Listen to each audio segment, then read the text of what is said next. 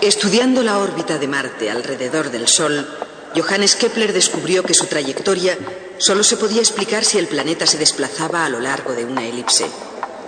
Esta fue la primera de las 3 leyes de Kepler. Seguro que recordarán que Tycho Brahe tenía su sistema del universo.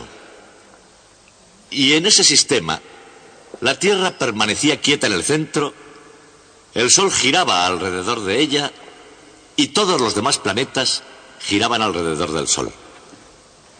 Por supuesto, Tycho creía apasionadamente en su propio sistema y en su lecho de muerte rogó a Johannes Kepler que utilizara aquellos nuevos datos para demostrar lo correcto de su sistema. Fue un momento conmovedor. Es imposible saber lo que pensó Kepler en aquel momento, pero la idea de hacer lo que Tycho le había pedido nunca cruzó su mente. Kepler era copernicano hasta la médula, y tan pronto como tuvo entre sus manos los datos de Tycho, lo primero que se puso a hacer fue realizar la órbita de Marte. Pero le resultó enormemente difícil. Hiciera lo que hiciera, no conseguía adaptar la órbita de Marte a un círculo. La discrepancia entre la posición angular de Marte en el cielo y la mejor órbita circular era de 8 minutos de arco. En otras palabras, si Kepler lo hubiera intentado antes de las observaciones de Tycho, habría sido posible, pero con los nuevos datos era cosa imposible de hacer. Y así Kepler se vio enfrentado a un serio conflicto entre la antigua afirmación platónica de que todos los movimientos celestes tenían que ser circulares y las nuevas observaciones de Tycho. Enfrentado a ese conflicto, tenía que elegir, y eligió las observaciones de Tycho. Comenzó a buscar una curva regular distinta que describiera la órbita de Marte. Tras 8 años de arduos trabajos, Kepler dio con la respuesta. Era una curva que ya se conocía hacía miles de años y que se llamaba elipse. En plan gráfico, un trozo de cuerda y 2 alfileres aclaran la sencilla elegancia de una elipse. Como la cuerda no se estira, mantiene su longitud y la distancia total que hay desde un alfiler al lápiz y al otro alfiler es constante. Un punto se llama foco y 2 puntos los focos. La longitud del semieje mayor es A, la del semieje menor B, y la región encerrada por la elipse tiene un área pi AB. La distancia desde el centro a ambos focos es una fracción de A, E, A. El símbolo E representa la excentricidad. Y excentricidad, como en el contexto social del mundo, significa algo que está fuera del centro. Así, si E se reduce a 0, es decir, cuando no hay excentricidad, el resultado es una figura perfectamente redonda. Es una elipse llamada circunferencia. Pero cuando E aumenta, la elipse se vuelve cada vez más excéntrica y cada vez más achatada. Focus viene del latín chimenea y fue aplicado a la elipse por primera vez por un hombre que se hizo conocido con el nombre del matemático errante. Su nombre era Johannes Kepler. Kepler veía en el Sol la mayor chimenea del universo. Sin embargo, en su vida emocional, sobre todo cuando era niño, hubo muy poco calor.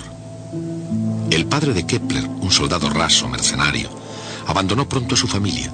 Más tarde su madre fue procesada por ejercer artes de brujería. Lo que no se sabe es si Kepler, senior, huyó porque ella pudo haber sido una bruja. En ausencia de su padre, Johannes fue visitado constantemente por la pobreza y pese a los pretendidos hechizos de su madre, también por la enfermedad.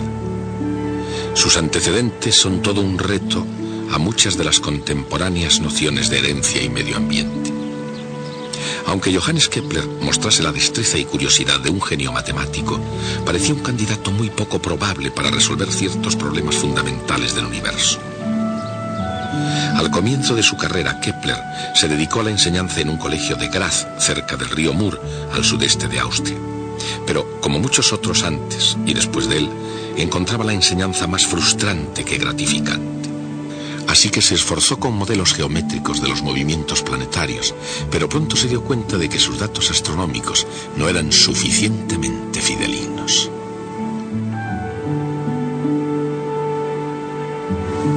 Al comenzar el nuevo siglo, el 1 de enero de 1600, Kepler se puso en camino a la búsqueda de los datos astronómicos más exactos que hubiera sobre la Tierra y del hombre que los poseía, Tycho Brahe. Nacido en una clase social bastante despreocupada, Tycho sorprendió a la nobleza danesa por su decisión de hacer algo que mereciera la pena. Su pasión por la astronomía se convirtió en su razón para vivir, y los últimos 38 años de su vida dibujó los mapas de los cielos con extraordinaria precisión. Nadie en el mundo apreció mejor que Johannes Kepler el valor potencial de aquellas observaciones de Tycho. Para él, esos datos eran la llave imprescindible para abrir la puerta del universo y para revelar lo que él llamaba los secretos de los cielos. Pero con gran consternación por parte de Kepler, Tycho sabía guardar un secreto, así que tuvo que esforzarse durante casi 2 años sin contar con los valiosos datos de Tycho. Después, el 24 de octubre de 1601, se interpuso el destino. Las palabras de un Tycho moribundo fueron: «No dejéis que parezca que he vivido en vano». La familia del danés retuvo los datos, pero Kepler se las arregló para que se hiciesen realidad los últimos deseos de Tycho. Para hacer avanzar más la ciencia que la ética, Kepler robó el material. Él, por lo demás, un matemático pequeño y bondadoso, estaba finalmente en condiciones de, según sus propias palabras, librar la batalla sobre Marte. Marte, el planeta rojo. Marte, un primitivo dios romano de la agricultura y de la guerra. Marte, poderoso y misterioso a lo largo de los años.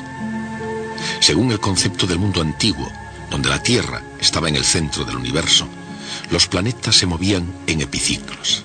Y a veces, como en el caso de Marte, los epiciclos eran irregulares. Para explicar ese comportamiento irregular, Tycho concibió su propio universo, el sistema solar de Tycho Brahe. Como Ptolomeo, situó a la Tierra en el centro, con el Sol girando a su alrededor. Pero como Copérnico, Tycho mantenía a los otros planetas girando alrededor del Sol. Aunque el sistema solar de Tycho se adaptaba a las apariencias más sencillamente que el de Ptolomeo, Kepler abrazó apasionadamente las opiniones de Nicolás Copérnico. Esto no fue solamente un punto de vista impopular. Galileo sería procesado en Roma por compartirlo. Era una idea extremadamente difícil de explicar científicamente.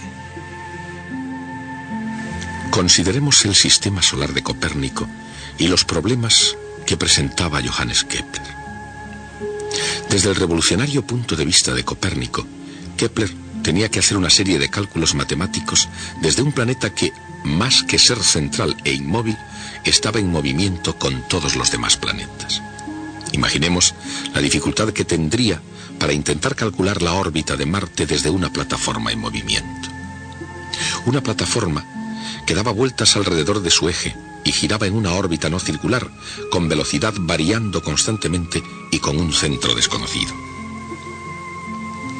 Ese era el dilema de Kepler, y lo abordó con una fe poética en un universo lógico.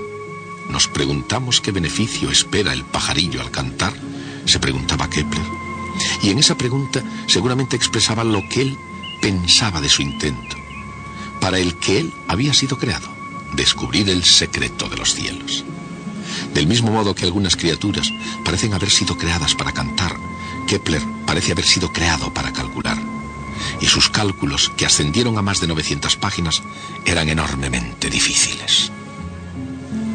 Su guerra sobre Marte fue un paciente cerco en el que muchas de las armas eran imperfectas y defectuosas, pero él las empleó con una brillantez sorprendente. Para hallar la posición de su plataforma móvil, por ejemplo, Kepler utilizaba observaciones de Marte cuando volvía al mismo punto de su órbita para hallar la órbita de la Tierra.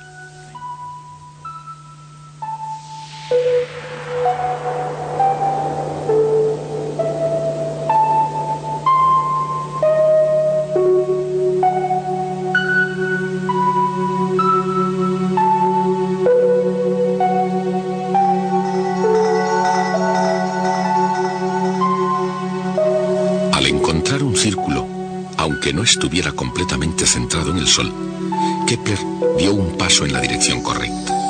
Así ahora, una vez más, abordó el problema de Marte. Incapaz todavía de hallar su trayectoria exacta, se las arregló para hallar algo sugestivo en su velocidad irregular. Marte se movía con más rapidez cuando estaba más cerca del Sol y más despacio cuando estaba más lejos. Y esa llegó a ser la segunda ley de Kepler. Pero todavía no había encontrado su primera ley. Aproximadamente cada 2 años el Sol, la Tierra y Marte se encontraban en oposición. Es decir, la posición de Marte es la misma vista desde la Tierra o vista desde el Sol. Con otra observación, 1 año de Marte más tarde, Kepler ya pudo triangular un punto exacto en la órbita de Marte.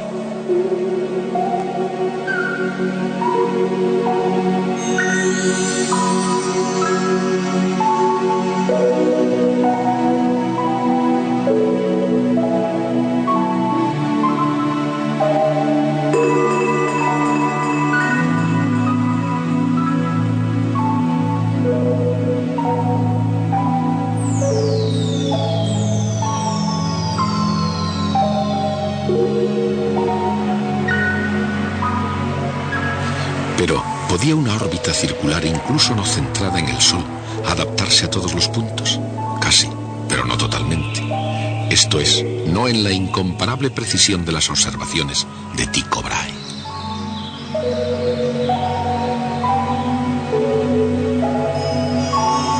Entonces, ¿qué curva describía la órbita? La respuesta a esa pregunta reveló el secreto de los cielos. Se exigía una órbita ovalada, con el Sol en un foco, un círculo ligeramente deformado.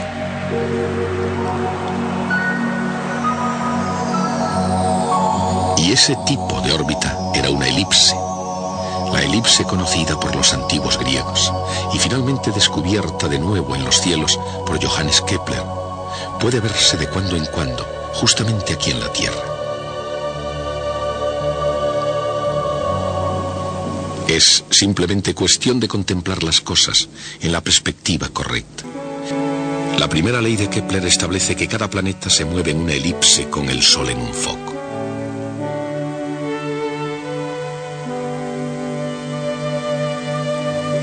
Mientras libraba la guerra sobre Marte, Kepler encontró su segunda ley. Una recta desde el Sol a un planeta barre áreas iguales en tiempos iguales. Esa segunda ley de Kepler permitió cálculos asombrosamente exactos de distancias y velocidades.